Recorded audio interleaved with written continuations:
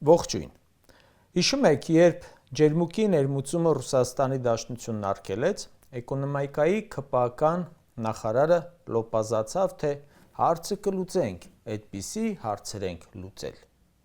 Նա երևի չի էլ հիշում ինչեր է ասել, նույն այնքան խոստում է տվել, այդպես պահի տակ տվել անցել առաջ։ Լրագրողների, լրատվամիջոցների հեռախոսները տրաքվում են զանգերից։ Գյուղացիները, արտադրողները խնդրում են, պահանջում են անդրադառնալ իրենց խնդիրներին, լուսաբանել։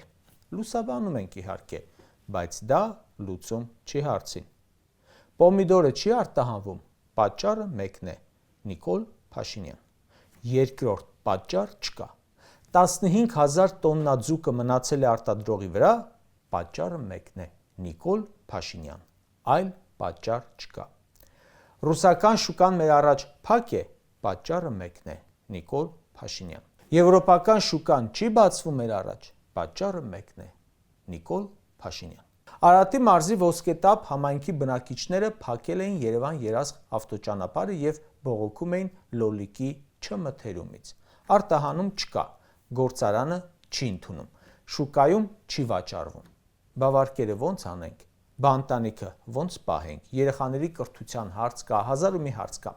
Մի թիվ հիշեցնեմ Ոսկետափում հունիսի 7-ի ընտրություններից։ Վստահ եմ, որ ընտրությունների արդյունքները կեղծվել են, դա չենք քննարկում, բայց այդ համայնքում պաշտոնական արդյունքը հետևյալն է. Ուժեղ Հայաստան 344 քվ, Հայաստան Դաշինք 165 քվ, ՔՊ 1220 քվ։ Չեմ հավատում, թե այդքան մարդ ձայն է տվել Նիկոլին։ Այլապես ստացվում է պոմիդորը տնկել են, իմացել են, որ եթե Նիկոլը ընտրվի, իրենց բերքը թափելու են եւ այդքան ձայն են տվել։ Ինչ տրամաբանությամբ։ Ու հիմա ինչ են պահանջում, ումից են պահանջում։ Ընդ որում փակել են այն ճանապարհը, որը վաղը նույն Նիկոլը երևի հանձնի Ադրբեջանին որպես անկլավ։ Արտադրում են մթերք ու պետք է բողոքի ակցիաներ անեն, որ իրացվի։ Աբսուրդ է, ու այդ ապրանքը արտադրելու տարբեր փուլերում էլի բողոքի ակցիաներ են արել։ Նրանց հարցի լուծումը արտահանումն է, կամ որ կառավարությունը փոխհատուցի վնասը, ասի, այս փողը վերցրեք, բերքի հետ արեք ինչ ուզում եք, թեկուզ թափեք։ Երկուսն էլ չի անում։ Էկոնոմիկայի նախարար աշխատողը դեռ ոչինչ չի առաջարկել պոմիդոր աճացնողներին, փոխարենը գրել է, թե այս տարվա հունիսի 1-ից հուլիսի 19-ին արտահանվել է 7654 տոննա ծիրան։ Հետն էլ ինչ-որ իհարկե հումոր է արել։ Նախորդ հունիսին 24000 տոննա է արտահանվել, այս տարվա հունիսին ու հուլիսի առաջի 20 օրը միասին ընդամենը 7600 տոննա, 70%-ով պակաս։ Այդ տարբերությունից իհարկե չի խոսում։ Այս իշխանությունը իր էկոնոմիկայի նախարարով ոնց որ ֆեյքերի ֆաբրիկա լինեն։ Սրանց համար կարևորը աշխատանքի իմիտացիան է։ Գրում է. հայկական ծաղիկները մտան Միացյալ Էմիրատների շուկա, մասնավորապես Դուբայ։ Ուսումնասիրում ես, պարզվում է նախորդ տարի են մտել, դրանից առաջ են մտել, եւ ուրեմն ինչու է տպավորություն ուզում թողնել, թե պատմության մեջ առաջին անգամ հայկական ծաղիկը մտավ այդ շուկա։ Ասում է հայկական ծիրանը կարող է արտահանվել Եվրամիություն։ Կարող է արտահանվելը վերացական խոսք է, իսկ որքան է արտահանվել։ Հունիսի թվերը նայում ես, ոչ մի գրամ։ Այս սրանից չի խոսում։ Հայկական ապրանքը մտավ այսինչ շուկան, շատ լավ վերնագիր է իհարկե, բայց սուտ։ Հիմա ձեր ուզածը ո՞րն է, լուծել խնդիրը, թե հայտարարել իբր լուծել եք։ Ասենք հայտարարեցիք, կառավարության նիստում էլ որոշում կայացրեցիք, թե հայկական ձկնամթերքը կարող է հասնել Եվրոպա։ Որոշները ծափ տվեցին, բայց արտահանումը չեղավ։ Ում համար են այդ ստերը։ Ասում են կարող են արտահանել Եվրոպա։ Պարզվում է Հայաստանում անգամ լաբորատորիա չկա, որի ստուգած չափանիշերը Եվրամիությունը ընդունի։ Բայց եթե ստեղծել այդ լաբորատորիաները, ասենք ձկնամթերքը ստուգելու համար, մեկ է ճանապարհն է երկար, կերնել է թանկ եւ այլ ծախսեր գումարում ես ու դառնում է ոչ մրցակցային։ Անկամ վարորդների խնդիր կա, որ տեղափոխեն։ Ռուսական շուկայում խնդիր չեն ունեցել։ Ձկնարտադրողներն ասում են, որ չեն ճանաչում այդպիսի մեկին, որ արտահանել է եվրոպական շուկա։ Շուկա չկա, այնպես չէ, որ հենց ուղարկեցիր Եվրամիություն վաճառվեց։ Նախ պետք է հələ ծանոթացնես, թե ինչ բան է հայկական ձուկը ու ինչու պետք է թանկ վճարեն այդ ձկան համար։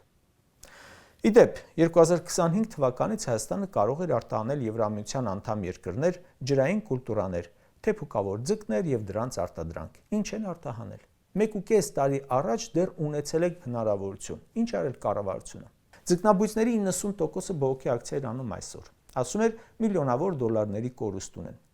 Ասում են Պապոյանը լուր հրապարակում, թե գնացել հանդիպել է ձկնարտադրողի։ Քննարկել է, բայց ընդամենը մեկ ընկերության հետ։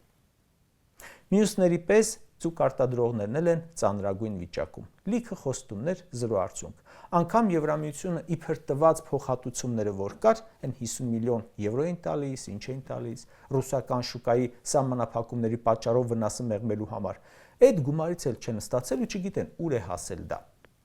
Միայն բիզնեսի մասին չէ խոսքը, ամեն բիզնեսում աշխատող կա, որ մնացել է առանց ապրուստի։ Սրանք փակում են բիզնեսներ, խլում են բիզնեսներ, փչացնում են հարաբերություններ ու ժողովրդին թողնում են առանց աշխատանքի։ Այսօրվա ակցիանողներն ասում են 2000-ականների իշխանությունը ձկնային ոլորտը համարել է գերակա ճյուղ ու զարկ տվել արտադրությանը։ Հետո տարիներ շարունակ չարչարվել են, ռուսական շուկա են մտել, սկզբում արտահանել են 60 տոննա, աստիճանաբար շատացրել են ու դարձել 13000 տոննա։ Այս իշխանությունը եկել ու զարկ է տվել արդեն հակառուսականությանը ու վարի է տվել ամեն ինչ։ Ու քաղաքացիներից մեկն առաջարկում էր գնալ Եվրամիության գրասենյակի դիմաց միտինգ անելու, որովհետև ասում էր սրանք պարում են նրանց դուդուկի տակ։ Նրանք են որոշում, թե մեր երկրի կառավարությունը ինչ անի։ Նրանք են ստիպում հարաբերություններ փչացնել եւ հասել ենք այսօրին։ Ժորժ ջան, այսօր ակցիա անող ձուկ արտադրողները, 3 ակցիա անող պոմիդոր արտադրողները ընդամենը փոքր մասն են տուժածների։ Այս քպական կառավարությունը ոչնչացնում է ամբողջ գյուղատնտեսությունը։ Եվ իհարկե, ոչ միայն գյուղատնտեսությունը։ Կարճ ասած,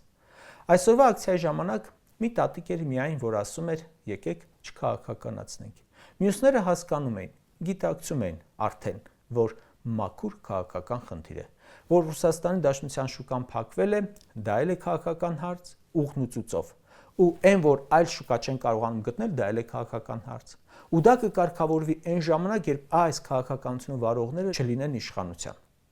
Երբ սրանց անվանում ենք ոչ լեգիտիմ, այդ ոչ լեգիտիմ են ոչ միայն չընտրված լինելով, իշխանությունը զավթելով։ Այն իշխանությունը, որ չի կարողանում պրոբլեմ լուծել, ոչ լեգիտիմ է։ Լեգիտիմությունը ուղիղ կապված է աշխատելու ունակության հետ։ Հիմա սրանք չեն կարողանում ձեր որևէ խնդիր լուծել։ Հենց սա լեգիտիմության բացակայությունն է։